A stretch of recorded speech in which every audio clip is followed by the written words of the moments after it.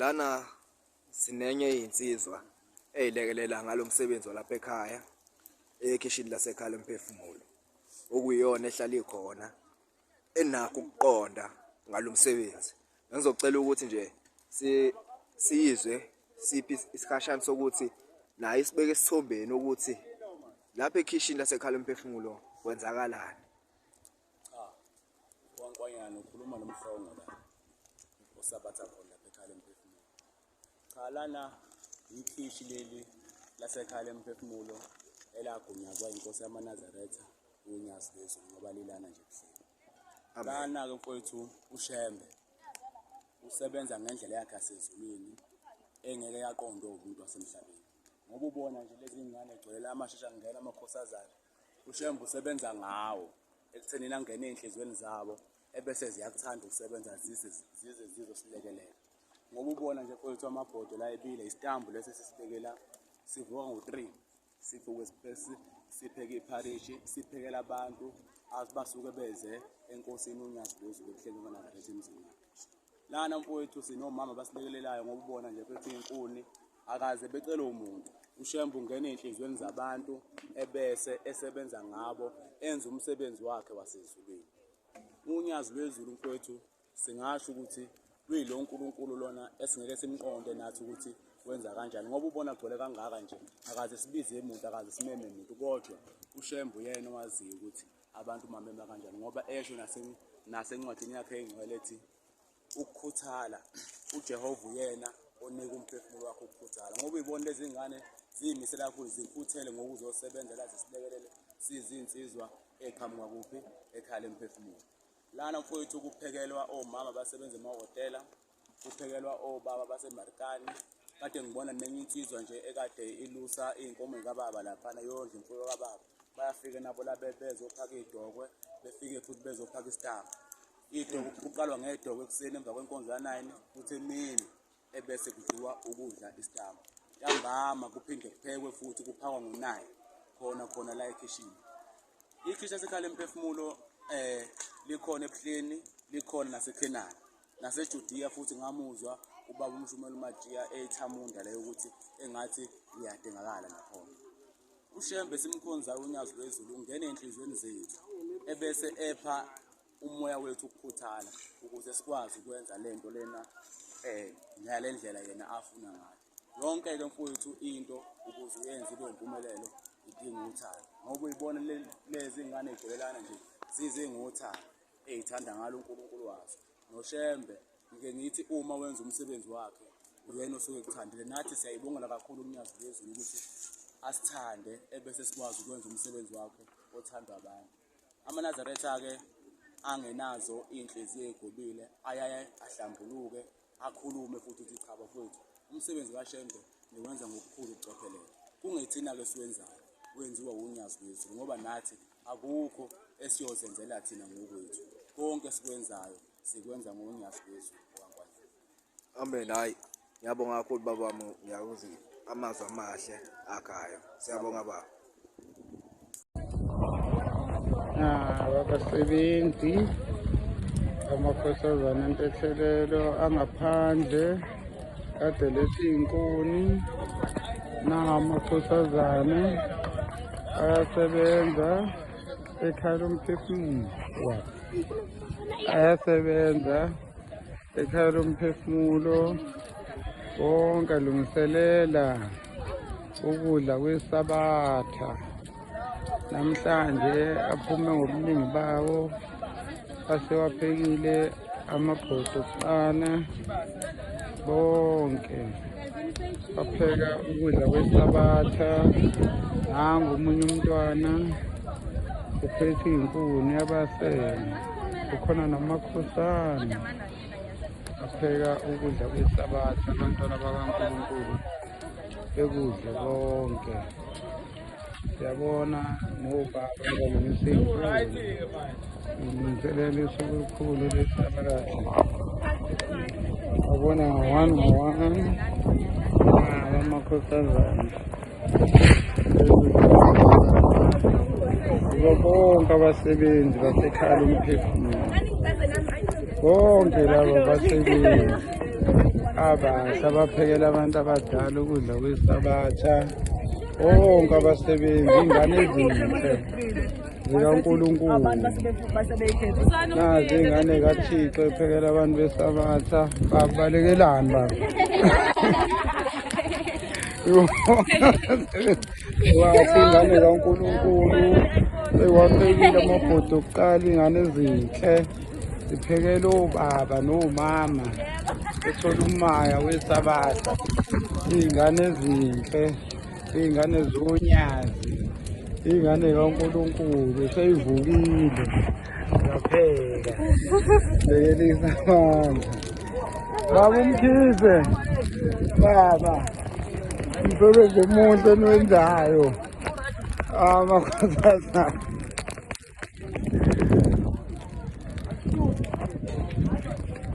Aba nomama phela ukudla kwesabatha. Hayi inkosazane kaThixo iyabanika idoko, yenza kahle ukuthi abaphile abantu bakaNkulunkulu. Aba nomama uyababona nje sebejabule, sebeliphuzile idokwe, okuwumsebenzi wokuqala wasekuseni lapha ekhaya lomphefumulo njengoba kulungiselela isabatha. Naba nomama abasiza ngokubashela izitsha abantu. Yibo bonke abasebenzayo ekhaya lomphefumulo. Yokubabona nje, ibona abawasha izitsha, ibona abasenzela konke. Omama bethu laba abenza ukuthi sihlanzeke, abasebenzayo la ekhaya lomphefumulo. Bonke laba bona basenza sibe kahle. Omama bethu asebelungiselela isabatha. Bonke abantu ukuze bedlele ey'ntweni ey'hlanzekile. Omama bethu abayinikele abazosebenzela imindeni yabo. Siyabonga uNkulunkulu wethu unyawo phezulu ukuthi asiphe omama abaney'nhliziyo ey'hlambulukile uzosenzela into kaThixo. Mama uzizwa unjani ukusebenza la ekhaya lomphefumulo? Ngithokozile kakhulu. Kuningi engikufundela ekhaya.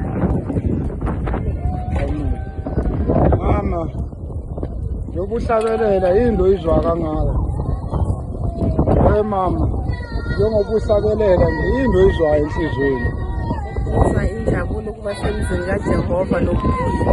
Hawu mama, bathi siyakujabulela ukubona omama bethu bebahle kanje, bekwazi ukuthi besidlise ey'ntweni ey'hlanzekile, besiwashele izitsha, besihlimele emzini kaNkulunkulu.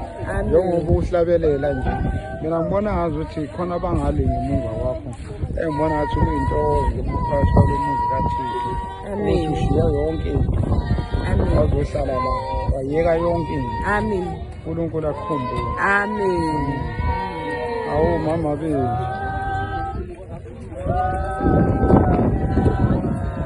Awu siyabonga sihambe nazo bethu. Ayasibuza amaphoyisa.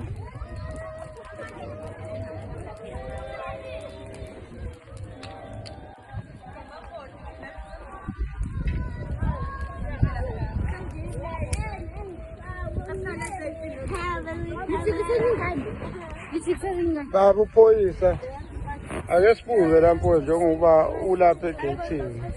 Yiziphi iy'ngqinamba ohlangabezana nazo ngoba phela njengoba singabantwana bakaNkulunkulu siyaba nakho ukuduka phela okunye singakuboni njengomuntu oshaya umthetho. Ake sizwe kuwo. Kancane nje phoyisa lenkosi.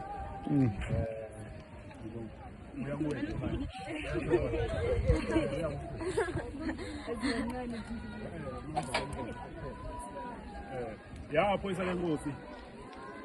Njengoba sile eMasango nje siyasebenza sizomsebenza kaNkulunkulu. Yebo baba. Leli ikhishi leli lasekhaya lemphefumulo. Yebo baba. Eqala ukufika la ngomhla ka-1 mangosofisi. Yebo. Noma ke safika ngokushiyana abanye bethu balandela ngemuva. Njengami nje mina ngafika sekuthoba lethala kancane. Yebo. Leli khishi leli liwumsebenzi omkhulu kakhulu ezulwini. Yebo. Ngicabanga leli khishi mangaphosisi lo nyaka wesibili la. Yebo. Kanjalo nasentabeni eKenana kade sinalo ngoJanuwari. Leli khishi leli liwumsebenzi omkhulu kakhulu ngoba lana manje iy'nkumbi zemndeni. yebo ewenziwa kuleli khishi kungelona-ke kuphela emaningi kodwa kuNkulunkulu wabe secela ekhaya lemphefumulo ukuthi alisuke ikhishi ezansi lize la lizolekelela emsebenzini wakhe ukuthi kondliwe imindeni iy'ngane zakhe khona leli-ke lihlukile-ke leli-ke kancane-ke kubalanga kondliwa imindeni emphefumulo njengoba athi ushembe le uyamuzwa lapha ezansi umuzi wemphefumulo kahle kahle leli uyamuzi unegama lakhona sesikhumbuzweni kodwa base kuwumuzi nje manje sisekhaya lemphefumulo njengoba kwasho ushembe nyazi lezi zisekhaya lemphefumulo lana kondliwa abantu-ke lana abantu baphakela bayazi ngekho umuntu okahle abagcodwa beza nje kufika undaba ezamakhosi kunenkosi kade ikhona nje izolo yakabangaphosi yakandlu efika izolo emini undaba ezinto samkhanga phakathi wahlala washo lana-ke into-ke sike siyiqekelele kakhulu sesiqelele ukuthi abantu abagcina umthetho bawugcina umthetho wakule ndawo ngoba lana kunomthetho wakhona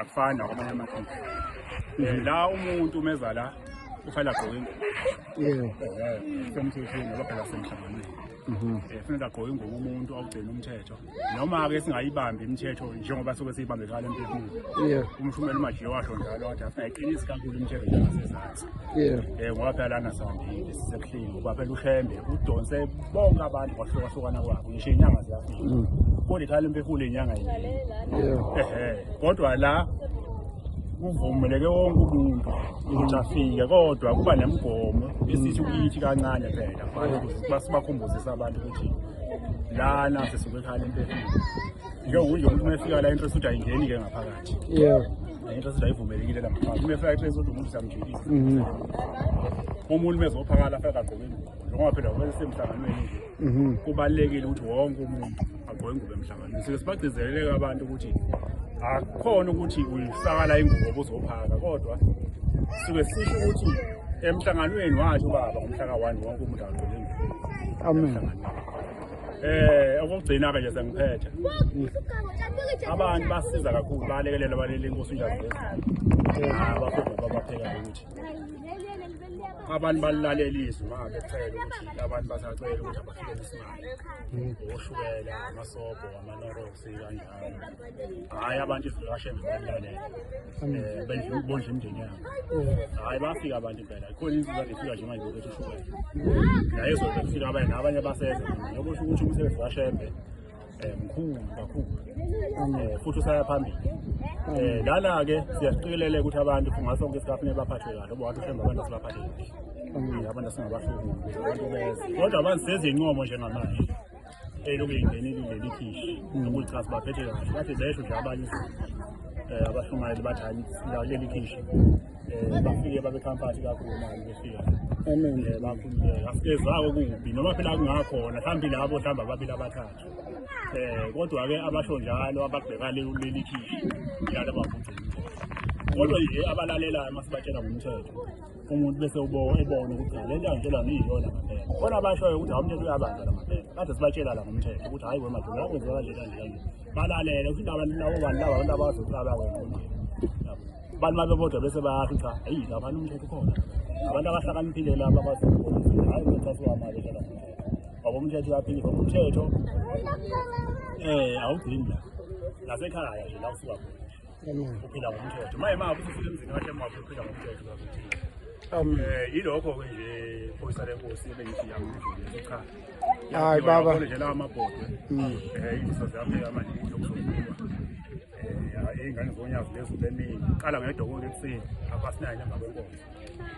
amen half-past 10 amen so half-past 10 emva kwenkonzo bese kungo-2 ntambama bese kuba ukudlala amen ngesabatha-ke kuke kuphekwe ntambama ngoba usuku kade kuphekwa kakhulu kuyisabatha phela ngezophela kusho lesi sikhathi lesi ekuphekwa ngaso ntambama kusuke kuthathwe isikhathi lesasemini okusho ukuthi phela uma kuyisabatha phela kuphela manje ingakho-ke izinsizwa zike-phela ntambama ukuba suke yikhava lesa sikhathi sasemini ngoba emva kwenkonzo nje manje uzophuza idokwe bese-ke emva kwalokho-ke bese-ke kuphakelwa abantu kokupheka ukudla okuzophakwa ngabo-2 ntambama ngasekuphelwa ngesabatha-ke ntambama-ke uma suke kuphekwa-ke sokhava lolo suku lolo leso sikhathi leso kusasemini suke ngabhekwana yilokho nje angibonge nje kakhulu hayi nathi siyabonga phoyisa lomthetho ukuthola isikhathi sakho njengoba ususinabelisile ngakho konke siyacela ukuthi nathi konke lokhu sikufunde bese sikudlulisela futhi nakwabanye, ungagcini la yonke indawo kusabalale nasemathempelini. Hayi siyabonga phoyisa. Nazi nje ingane nawo abantwana basekhaleni phefumulo abasebenzi abasiza abantu abangena la ekhaya bebamukela kahle iy'ngane kaNkulunkulu ezinhle sizayo la isebenzayo ekhaya lomphefumulo. Njengoba ubona nje phela siney'ngane zakwethu ezaphuphumayo, yizo zonke iy'ngane nazo ey'ngena ney'ngane zakwabo. uNkulunkulu wethu wasithanda wasakhela nomuzi wasekhaya lomphefumulo. Esicela-ke nathi ukuthi siwuhloniphe, silalele umthetho siwenze ngegama lonyaka. Amen.